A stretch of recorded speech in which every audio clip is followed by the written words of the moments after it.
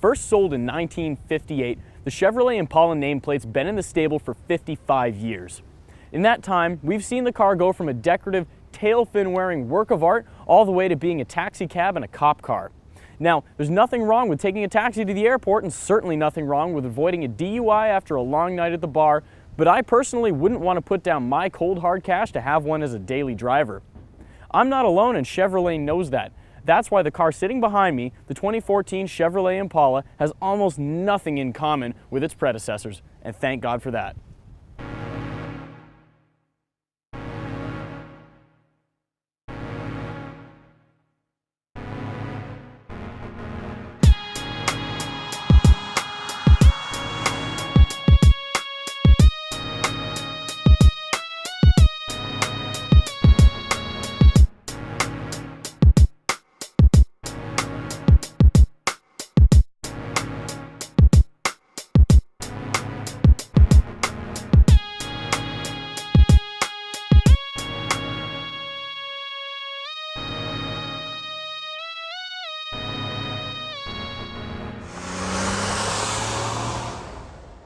Once it's fully rolled out, the Impala will come with a total of 3 engine options. That'll be a 2.5-liter 4-cylinder as the base, a 2.4-liter 4-cylinder with GM's E-Assist, that's a mild hybrid system, and this car that we have to test today. That's the 3.6-liter V6. That car will come out first before the 2 4-cylinders and offers 305 horsepower and 264 foot-pounds of torque. From the V6, you can expect 19 miles per gallon driving around town and 29 miles per gallon on the highway. That's according to the EPA. Pricing for that V6 opens at $30,760 including delivery. That'll climb all the way up to $42,790 for the V6 LTZ if you choose to check every option box. No transmission options here though. Chevrolet limits to a 6-speed automatic only. Some of the cars the Impala competes directly with include the Toyota Avalon, the Dodge Charger, and the Ford Taurus. Mechanics aside, most people would probably agree that the 9th generation Impala simply didn't compete on a stylistic level. That's all different now, thankfully though, with this car that looks nothing like the old one. That's due in part to the fact that it has a front end that seems to be influenced a little bit by the Camaro. Aside from that, it has that low brow, strong crease lines on the hood, and a long sloping roof line that help hide the fact that this is actually a slightly longer car than the previous generation. Moving around to the back, the rear end is just as stylish as the front. You get these wide hips that also have those crease lines, and on the nicer trimmed cars, you also get integrated exhaust pipes in the rear bumper. Aside from that, the rear decklet is deceptively short for what's actually a very large trunk. This car comes with standard 19-inch wheels, although the base car comes with 18s, and the one that we have right now actually is equipped with 20-inch wheels. Just like the outside, Chevrolet has done a good job of delivering a handsome package with the Impala's interior. One of the first standout items is this accent panel that divides the front seats visually and gives you this dual cabin feeling.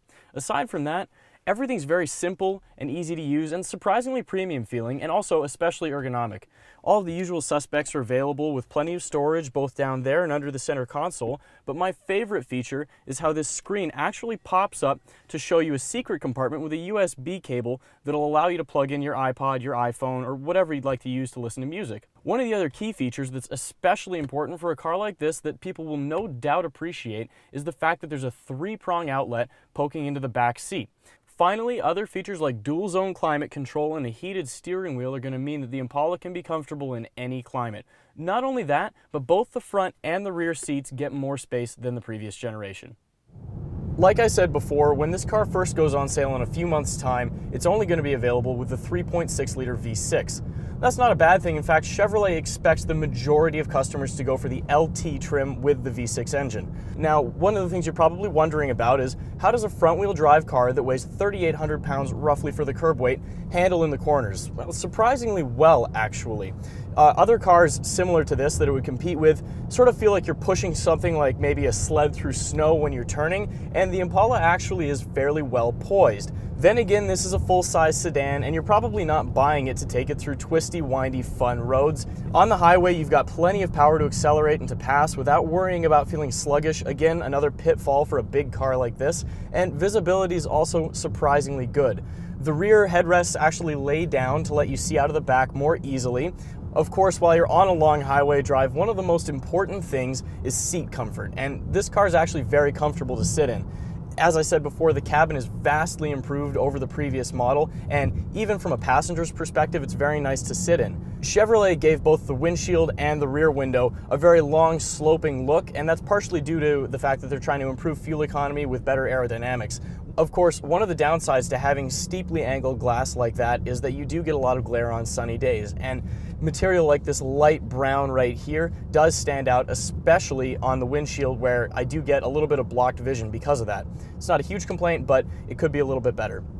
Another way that Chevrolet is trying to save fuel is with the electric steering system. Of course, it's less taxing on the car overall, but one of the downsides to that is that at slower speeds, you really do feel like you're just steering something and then the car is figuring out where it's going rather than you actually turning the wheels. Now, the 6-speed automatic transmission, which of course is the only option in this car, is generally very good. One of the only complaints we really do have about that is the fact that gear shifts in manual mode take place by dropping the gear shift lever down to the bottom M level, and then there's this plus/minus button here on the gear shift selection knob. It's not ergonomic, and if you do want to extract extra power out of the engine, it doesn't feel very good to have to lean your elbow back and press up and down on the plus/minus button.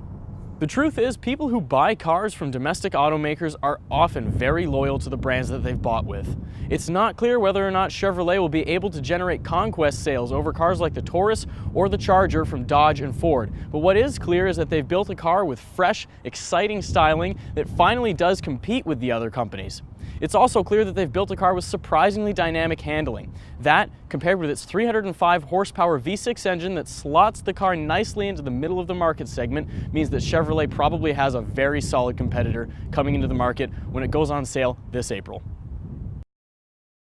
For more on this review and others like it, visit autoguide.com.